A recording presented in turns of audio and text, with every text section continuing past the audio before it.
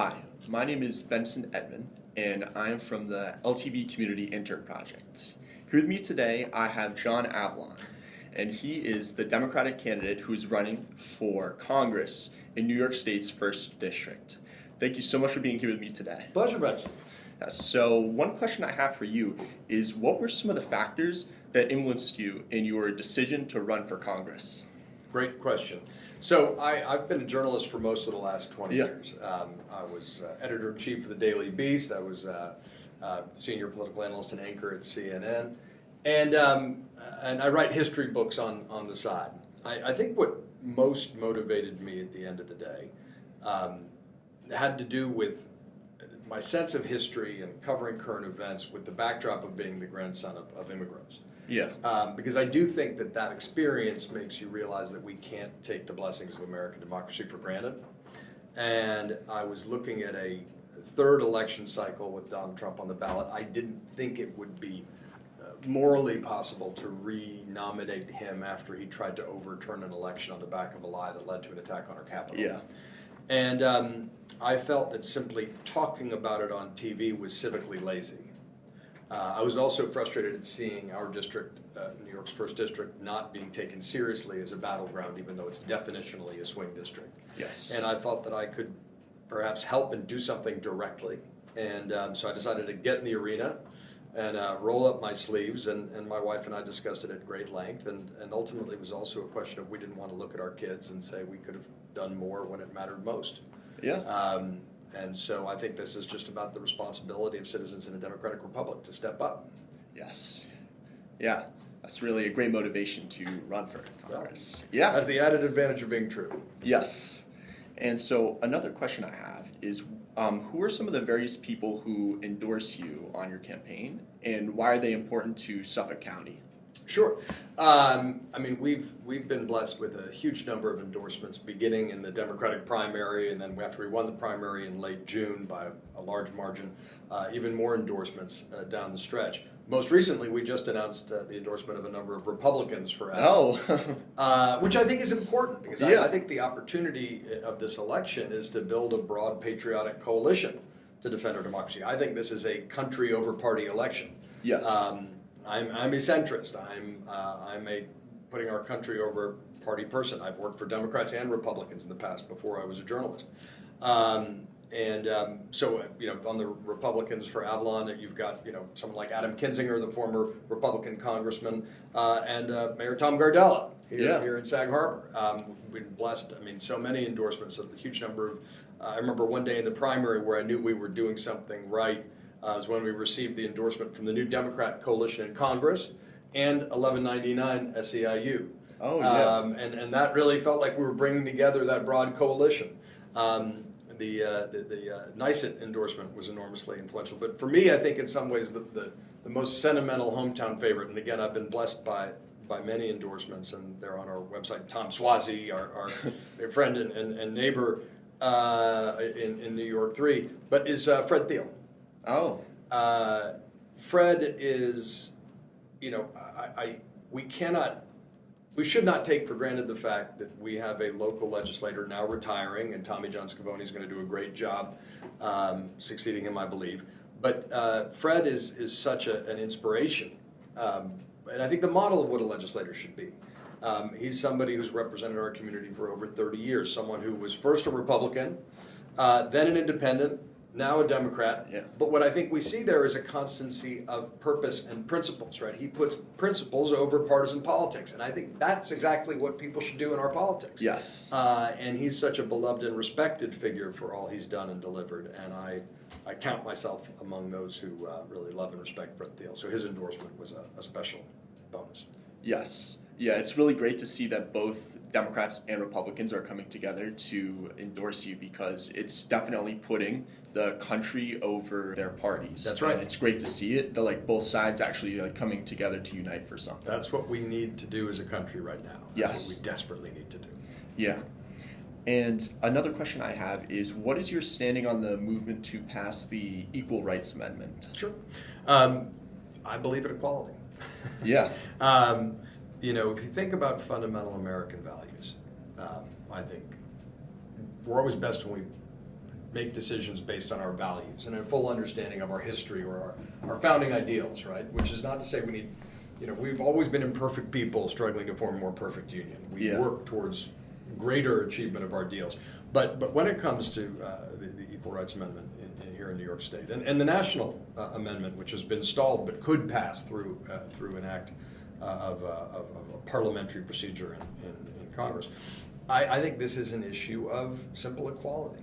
There's a lot of attempts to distract people, but it's really about just enshrining equality in our state constitution. That's the right thing to do. I mean, we are the state that gave America Seneca Falls. But we should enshrine equality, and for me, it's just about fulfilling and being guided by those principles: liberty, equality, self-determination. And so I think it's the right thing to do. My opponent disagrees, but I think we've seen it over history. And again, here's where I draw on a historian.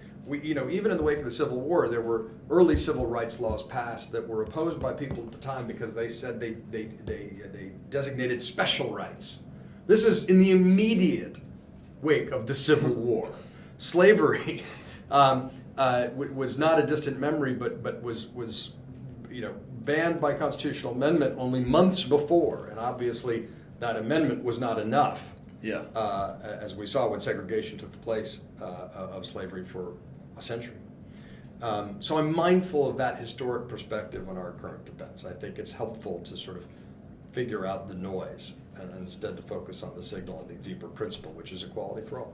Yes. And how do you plan to support local businesses throughout Suffolk County? It's a great question because the core theme of my campaign is rebuild the middle. We're going to rebuild the middle of our politics, rebuild the middle of our economy.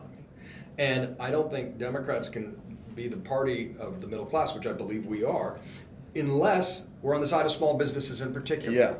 Right? I mean, we need to, government works best when it encourages and incubates innovation, not when it drives or dictates innovation. So first of all, I just think making sure every economic question for me needs to be through the question of how we rebuild the middle class, right? It's not a coincidence to me that we hollowed out the middle of our politics at the same time we hollowed out the middle class. That middle class squeeze has been going on for decades. It makes it more difficult for people to pursue their American dream or to have their kids live in the communities they grew up in. That's not acceptable. It compounds all the frustrations of daily life here on Long Island. So I think a couple things. First of all, small businesses, we need to make sure they're not operating on the same regulatory and bureaucratic burden that big businesses can. They can afford a lot of lawyers and accountants that small businesses just can't, right? There should be a certain streamlining and simplicity. Second thing, I think let's look at farmers, for example. We've got over 500 family farms here in Suffolk County. It's the fourth largest agricultural producing county in the state. Again, the same thing. They can't operate under the same regulatory sort of burden that bigger corporate farms can, and that needs to be taken into account. It's appropriate for government to give those folks an extra boost because it's more difficult. But instead, I think too often government looks to make sure that the system works for billionaires and big corporations and not small businesses, and really focusing on rebuilding the middle class. So I think that focus on small business and making them also aware of what exists that can help them is really key. One thing Kamala Harris has proposed is increasing the amount of money that they can write off early on. I think R&D tax credits are another example that benefits all businesses. I think just also not taking an immediately oppositional approach, but instead looking for those win-wins, those public-private partnerships, because that's usually how we move things forward. You look at Discovery Park outside Brookhaven National Labs. That's going to incubate a whole new generation of new technology, I think in clean energy technology, which could be transformative. That's incredibly exciting. And in order also, you'd have adequate employee housing when companies come out here. Those are also things we can do together to improve transportation, focus on lowering the cost of living and improving the quality of life. Yes. And are you aware of the Anchor Society in East Hampton? Tell me more. So the Anchor Society is this nonprofit organization, and it's essentially trying to focus on bringing local businesses back into East Hampton's town because, So this is a really interesting and important concept, right? I think I think people are starved for a sense of community. That's why while New York has had an exodus problem in certain places, Suffolk County remains a place that people want to be. Because a sense of community. What is a sense of community? A sense of community is in part driven by a sense of uniqueness. And where we don't have sufficient guardrails to preserve our communities and the essential balance of a diverse liberal democracy, that's where things go far afield. So I talked about Fred Thiel earlier. I'm going to take a detour to your answer. Yeah. The CPF funds that Fred Thiel put forward and innovated have allowed us to keep open spaces and preserve open spaces, as opposed to having those open spaces be decimated by market forces and rob us of the uniqueness that creates the quality of life and sense of community. In the same way, I think there's an essential role for places to make sure we've got local businesses in downtowns. It's not the same if you've just got a series of box stores. We could talk about ways to revitalize strip malls, and I think that can be part of the housing solution, where where people are trying to create these pop-up communities by incentivizing the building of temporary, smaller apartments, which can be prioritized for teachers and nurses and cops and firefighters, which is really good. But keeping local businesses in downtown, that's what creates that sense of uniqueness. Here in Sag Harbor, we've been enormously effective with that. But it breaks my heart when I drive on the way here and see Canio's closed. Yeah. That local bookstore, a local independent bookstore, had been in place since the early 1980s. It was a sign that you were entering Sag Harbor, a place that has a deep literary heritage.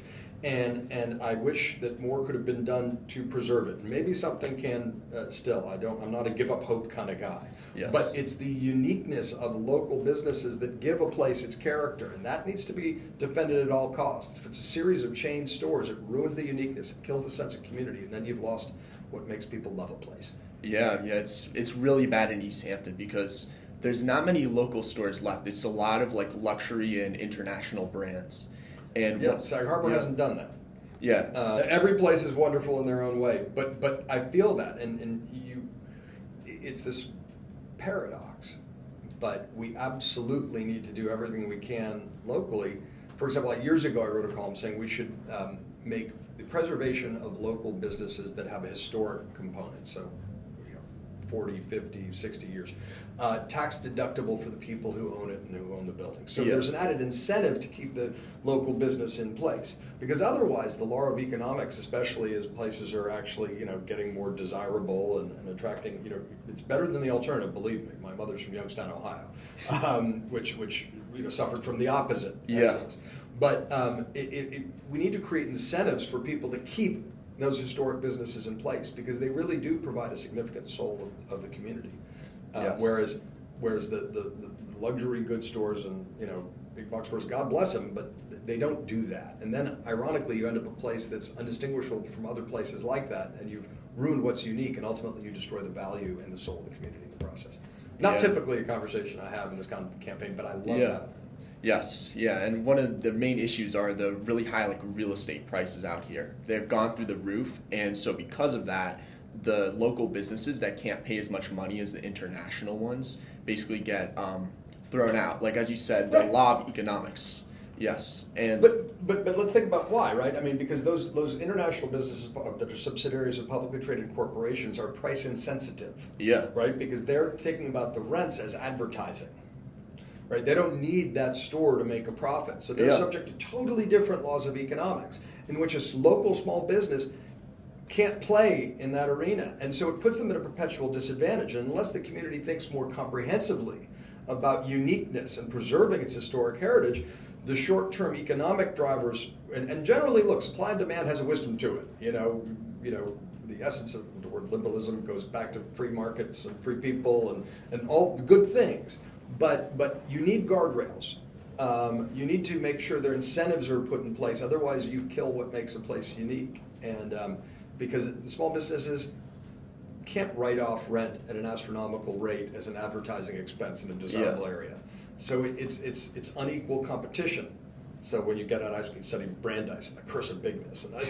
But those interesting conversations about making sure the real competition requires a more level playing field, and that's unequal competition. Even though the short-term input is better for the landlord, it's worse for the community in the long run. So you need to make sure that you can't put your finger on that scale, but you can make sure the incentives are adjusted to at least give the smaller businesses and the historic businesses more of a fighting chance. Yes, definitely. And another issue that is also directly related to real estate is unaffordable housing, such as that all across the East End. And so what are some of your plans to address that issue of unaffordable housing? Sure.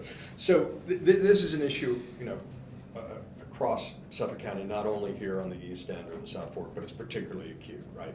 So, and this again, laws of supplies and demand. So Newsday had an analysis the other day showing that housing prices had risen 87% over the past decade. Not coincidentally, there'd only been 2% more houses built. Yeah. Right? So here's where you get into sort of a NIMBY problem. And again, I want to go back to the importance of keeping the historic character of communities intact. You know, the answer is not to start building high-rises in historic communities at all. There needs to be a community involvement. When there isn't, people kick back, and they should. Right? We don't want things imposed on us. It needs to be consultative. But if you need to look at the entire map, okay, how can we make sure that working people can live and work in the communities that they've grown up in or that they serve? So one idea is, and it's being popularized out west, and there's something called the YIMBY movement, which is the opposite of the NIMBY movement, right? And again, it needs to be done in conjunction with the preservation of open spaces and the preservation of historic communities and historic businesses. But take a shopping mall.